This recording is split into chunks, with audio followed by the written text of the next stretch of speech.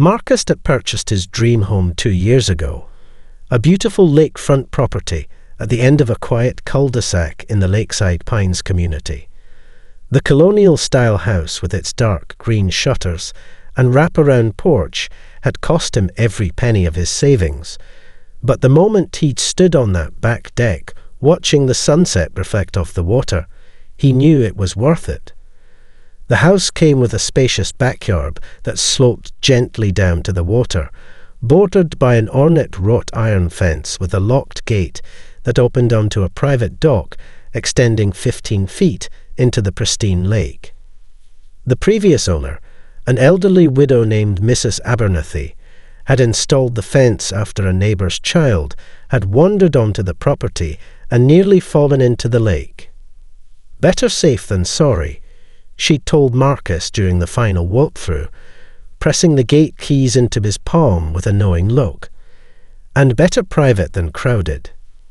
While the Homeowners Association technically had an easement allowing residents access to the lake, everyone typically used the community dock and beach area on the eastern shore, a well-maintained facility with picnic tables, barbecue pits, and a small swimming area.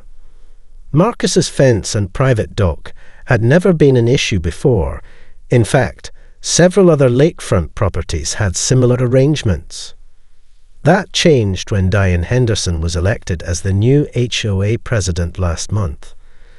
A former real estate agent with a reputation for being meticulous about property values, Diane had always viewed private lakefront access as an unfair advantage for certain homeowners. She had campaigned on making the lake equally accessible to all and had hinted at plans to revitalize community access points. Marcus had thought little of it at the time. He'd even voted for her, impressed by her other plans to improve the neighborhood's landscaping and security.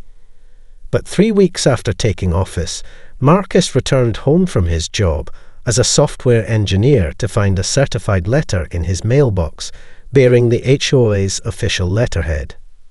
The letter, signed by Diane herself, cited HOA Bylaw 7.3 regarding community resources and demanded he provide 3 copies of his gate key to the board within 10 business days. The letter explained that residents had expressed interest in using his access point for fishing and evening strolls, claiming his property offered the most convenient access to the prime fishing areas of the lake. A final paragraph outlined potential fines for non-compliance and referenced the community's shared responsibility to maximize enjoyment of common amenities. The tone was bureaucratic, but left no room for negotiation. Marcus felt a knot forming in his stomach as he read the letter a second time, then a third. This wasn't a request, it was a demand, and one that felt deeply invasive of his privacy and property rights. That night, as Marcus sat on his deck watching lights from other homes reflect on the dark water, he realized this wouldn't be a simple matter to resolve. Something about the specificity of the demand, 3 keys, his access point in particular, felt targeted and wrong. Disturbed by the demand, Marcus spent a restless night weighing his options. The next morning, he called Jennifer Zeo, a real estate attorney he befriended during a charity golf tournament last summer. After describing the situation, Jennifer's response was immediate and firm. "Don't give them any keys, Marcus. At least, not until we review everything. HOAs often overreach, but they're betting most homeowners won't challenge them," she explained.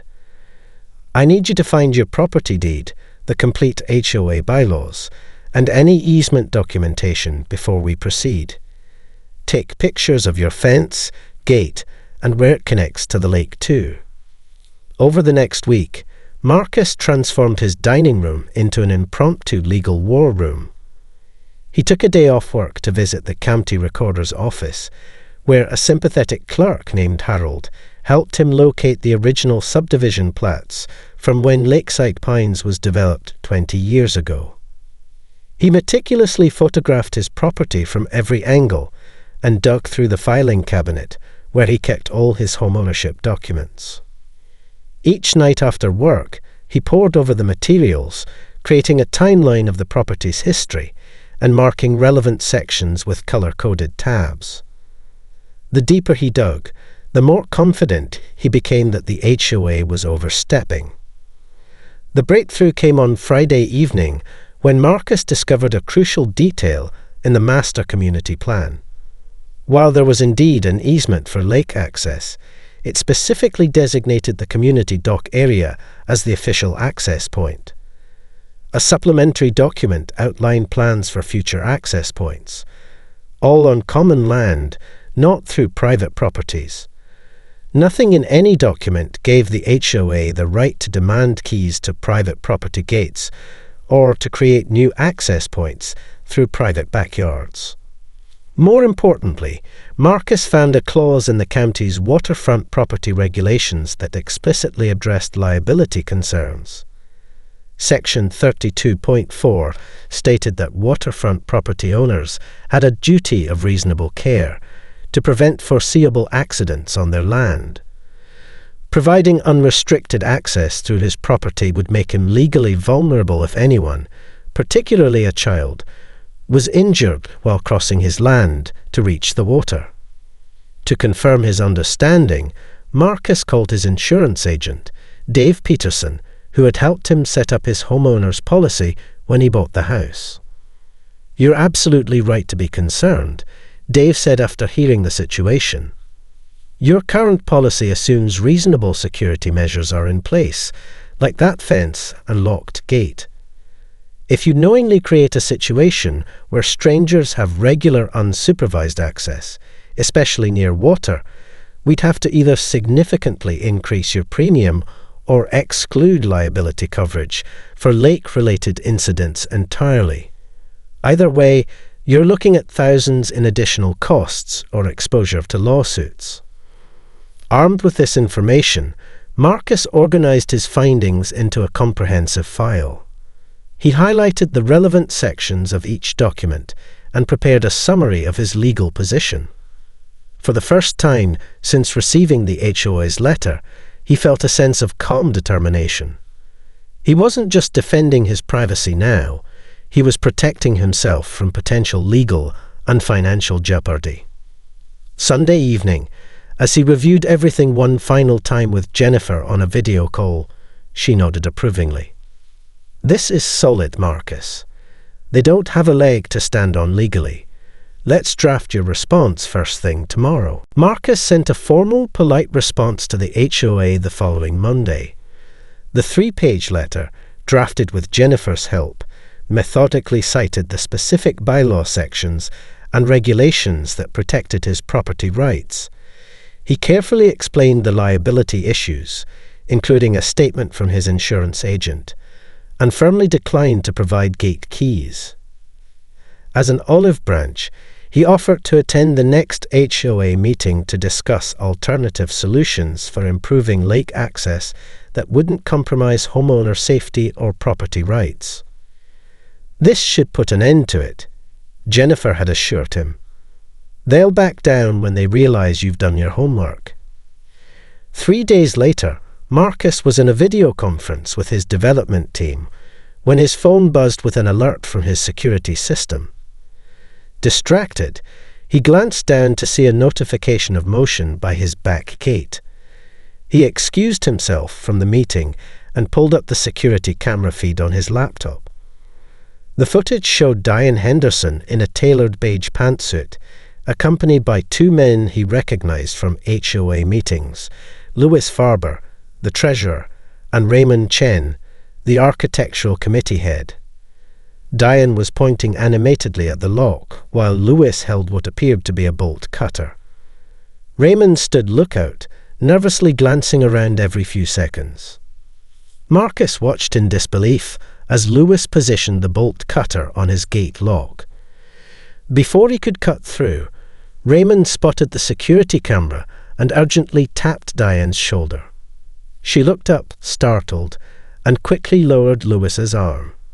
After a brief, heated discussion, too distant for the camera's microphone to pick up clearly. Lewis put the bolt cutter back in a canvas bag.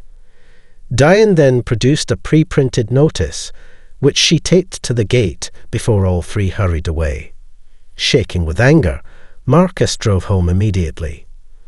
The notice, printed on official HOA letterhead, threatened fines of $200 per day for obstructing community access to shared amenities and willful violation of HOA directives. It was signed by Diane with a handwritten note at the bottom, "Final warning before enforcement action." The following week brought daily escalation.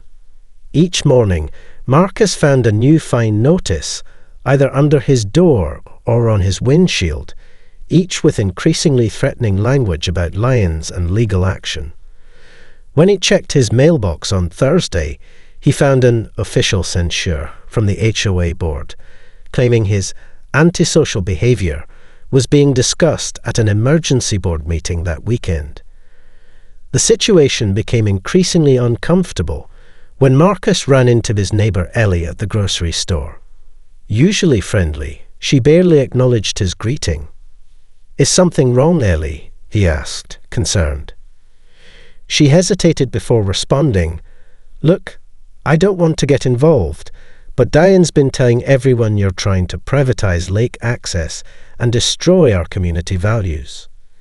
She said you moved in from the city just to flip the property and don't care about lakeside traditions."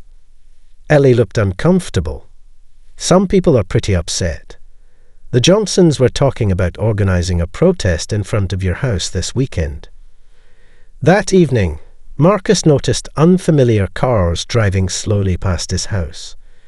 From his front window, he watched two different groups of residents walk by, pointedly staring at his property and talking among themselves. One man even took photos. When his doorbell rang close to 8 p.m., Marcus approached cautiously, relieved to see his next-door neighbor Michael through the peephole.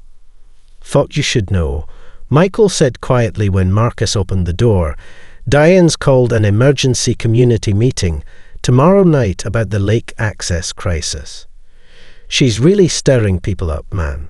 Whatever's going on, be careful. This has gone far beyond a simple property dispute," Jennifer said, her voice serious as she reviewed the security footage on Marcus's laptop.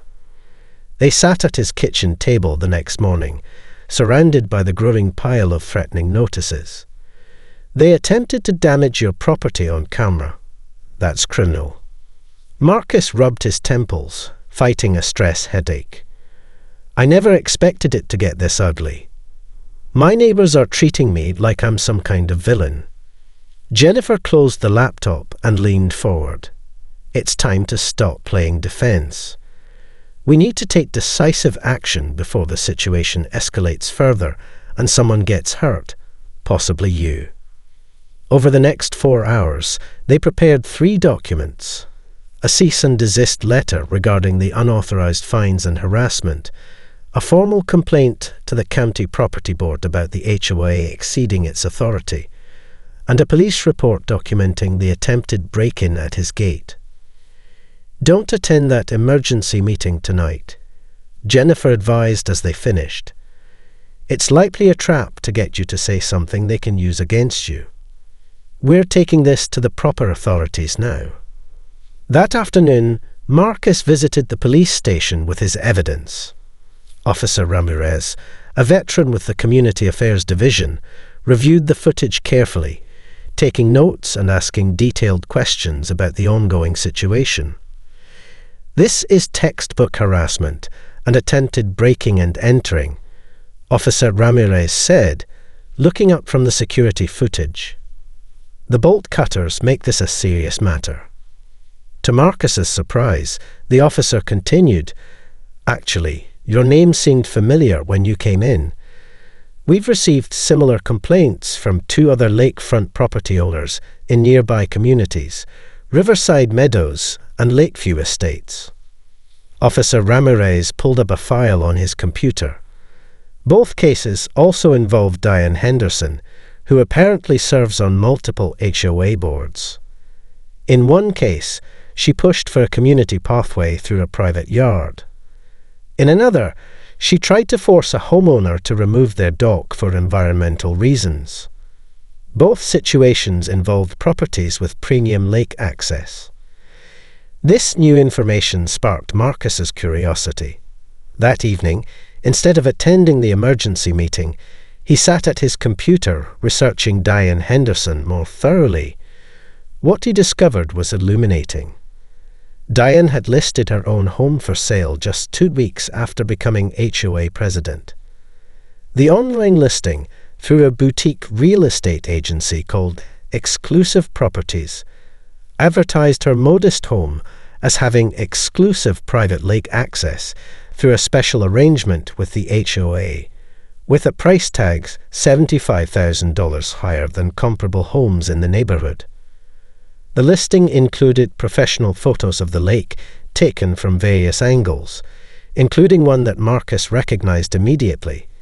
It was shot from his dock, looking back toward Diane's property. The description boasted about private VIP access to the lake's prime fishing and recreation areas, just steps away from your back door. Marcus forwarded the listing to Jennifer with a short message, found the real motivation. Her response came minutes later. Bingo! She's using her HOA position to artificially inflate her property value by making it seem like she has special access through your yard. This is textbook conflict of interest and possibly fraud. Forward this to Officer Ramirez immediately. As Marcus did so, a notification popped up on his phone. 3 separate neighbors were messaging him, apologizing for their behavior and asking for his side of the story.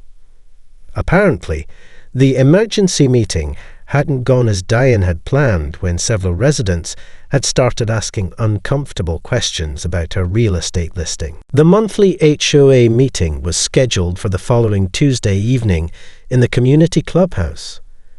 Despite Jennifer's concerns about attending, Marcus decided it was time to face the situation head-on. "I need to clear my name with my neighbors," he explained. "And I want to see Diane's face when I present what we found." Marcus arrived 20 minutes early, surprised to find the parking lot already nearly full. Inside, the usually half-empty meeting room was packed. He noticed several clusters of residents engaged in hushed conversations that stopped abruptly when they spotted him. Some looked away awkwardly. Others nodded in subtle acknowledgement. Michael, his next-door neighbor, approached immediately. "Word's getting around about Diane's real estate listing," he said quietly. "People are asking questions. The Wilsons were at the weekend meeting and told everyone how Diane kept dodging questions about why your property specifically needed to be accessed." At precisely 7:00 p.m., Diane called the meeting to order from behind a folding table at the front of the room. She wore a crisp navy blazer and a forced smile that didn't reach her eyes. Louis and Raymond flanked her, looking considerably less comfortable. "We have a full agenda tonight," Diane began, shuffling papers importantly. "Let's start with the landscaping committee report and leave community concerns for the end." From the back row, elderly Mrs. Patel raised her hand. "Point of order," she called out in her distinctive voice. "I believe we should address the lake access issue first. Many of us came specifically for that discussion." Several voices murmured agreement. Diane's smile tightened. "The agenda has already been set, but we can." Second the motion to amend the agenda, called Thomas Rivera, a retired judge who'd rarely attended meetings. "Let's vote." The motion passed overwhelmingly. Diane's face flushed as she conceded. "Fine. Marcus Edwards has been obstructing community access to the lake. The board has attempted to resolve this amicably, but—" "May I present my side?" Marcus stood, briefcase in hand. Without waiting for permission, he walked to the front of the room, setting his materials on a corner of the table. For the next 15 minutes, the room remained silent as Marcus methodically presented his evidence. He displayed enlarged copies of the original easement documents showing designated access points, explained the liability issues with his insurance agent's written statement, and showed photos of the community dock facilities that were specifically designed for resident use. "And now," he said, his voice steady, "I'd like to address why this has become such an urgent issue." He displayed screenshots of Diane's real estate listing on the projection screen, highlighting the exclusive lake access claims and the photos clearly taken from his dock. Gasps and murmurs rippled through the audience as Marcus explained how providing unrestricted access would dramatically increase his insurance costs and liability exposure, while simultaneously decreasing his property value, all to provide a shortcut that would primarily benefit Diane's property sale. "This is not about community access," Marcus concluded. "This is about one person using her position of authority to increase her property value at my expense and risk." The room erupted in conversation. Raymond looked stunned, turning to Diane with a questioning expression that suggested he hadn't known about the listing. Lewis stared fixedly at the table, refusing to meet anyone's eyes. Diane stood, her voice cutting through the noise. "These are baseless accusations. I've only been acting in the community's interest." "Is that why you tried to cut his lock with bolt cutters?" Thomas Rivera asked, his judicial voice commanding immediate attention. "Or why you're on the board of 3 different HOAs with similar complaints against you?" Diane froze, her eyes darting around the room as she realized she had lost control of the narrative. It was at that precise moment that 2 individuals who had been sitting quietly at the back of the room stood up and moved toward the front, badges now visible on their belts. "Ms. Henderson," said the taller of the 2.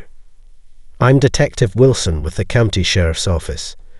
We'd like to ask you some questions about potential fraud and abuse of HOA authority across multiple communities." The morning after the explosive HOA meeting, Diane Henderson found 2 police officers at her door with a warrant to search her computer and files for evidence of HOA fraud. The news spread through Lakeside Pines with remarkable speed, neighbors texting updates to each other throughout the day. Marcus watched the scene unfold from his home office window as officers carried several boxes and a laptop from Diane's colonial-style house across the street.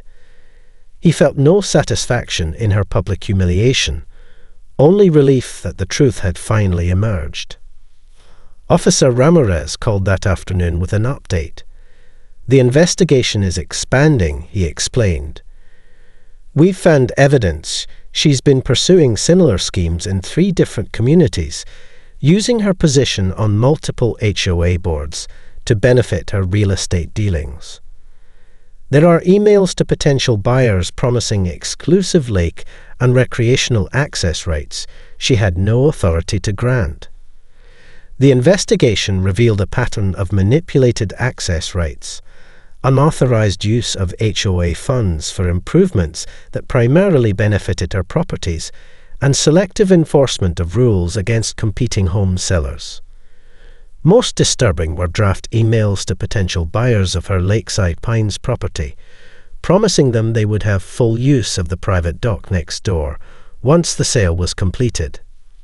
Within 3 weeks, the HOA board called an emergency election to replace Diane, who was now facing criminal charges for fraud, attempted breaking and entering, and misappropriation of HOA funds. To everyone's surprise, Marcus's neighbor Thomas Rivera, the retired judge, agreed to step in as interim president. "I've been watching from the sidelines too long," Thomas told Marcus when he came to share the news personally. "Sometimes you need to get involved to protect what matters." The new board's first official act was to rescind all fines against Marcus and issue a formal apology, delivered to his home in the form of a fruit basket, and a hand-signed letter from each board member. They also implemented new transparency requirements for board decisions and created a committee to develop a proper community lake access improvement plan that respected private property rights. We're thinking about expanding the community dock and adding a fishing pier, explained Rachel Wong, the newly appointed committee chair, when she invited Marcus to join the planning group. No need to trample on anyone's property when we can build something better together.